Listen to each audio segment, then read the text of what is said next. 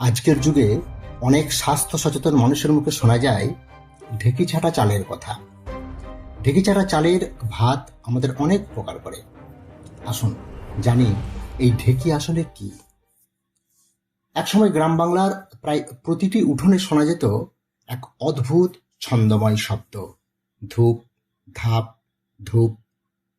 এটি ছিল না কোনো যন্ত্রের শব্দ, এটি ছিল ঢেঁকির শব্দ। আজ আধুনিকতার ভিড়ে সেই ঢেঁকি প্রায় হারিয়ে গেছে ইতিহাসের অন্ধকারে। একটা সময় ছিল যখন গ্রাম বাংলার জীবন ছিল প্রকৃতি নির্ভর, সরল, অথচ গভীর ঐতিহ্যে ভরা।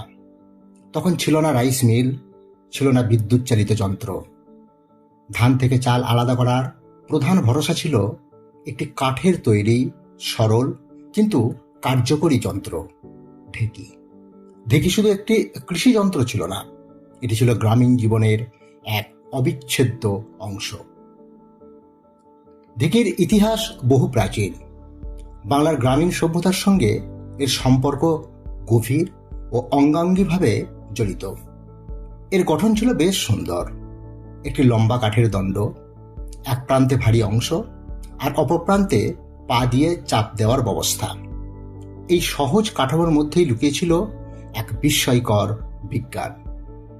মানুষের শারীরিক শক্তিকেই কাজে লাগিয়ে ধান ভানা হতো ঢেঁকির সাহায্যে।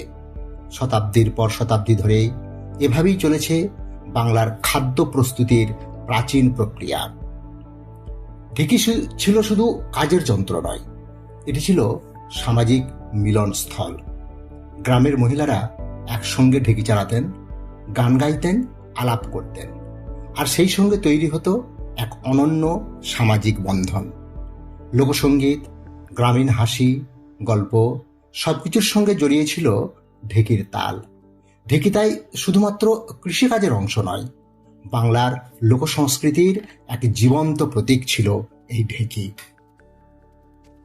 সময়ের পরিবর্তনের সঙ্গে সঙ্গে গ্রাম বাংলার জীবনযাত্রাতেও এলো বড় পরিবর্তন। রাইস মিলের আবির্ভাব, যান্ত্রিক প্রযুক্তির উন্নতি এবং দ্রুত উৎপাদনের চাহিদা ধীরে ধীরে ঢেঁকিকে সরিয়ে দিল দৈনন্দিন জীবন থেকে।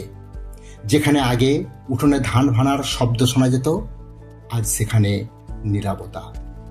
ঢেঁকি রয়ে গেছে কেবল স্মৃতিতে বা কোনো কোনো গ্রামের কোণে অবহেলিত অবস্থায়। আজকের প্রজন্মের অনেকেই হয়তো ঢেঁকি চোখে দেখেনি, অনেকেই তার নামও শুনেনি। কিন্তু প্রশ্ন থেকে যায়, যখন একটি সংস্কৃতি হারিয়ে যায়, তখন কি আমরা আমাদের ইতিহাসের একটি অংশ হারিয়ে ফেলি না?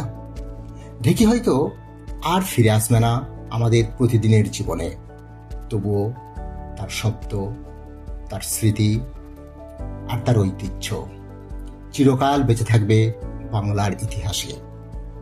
কারণ ঢেঁকি শুধু একটি যন্ত্র নয়, এটি ছিল এক সময়ের জীবনধারা।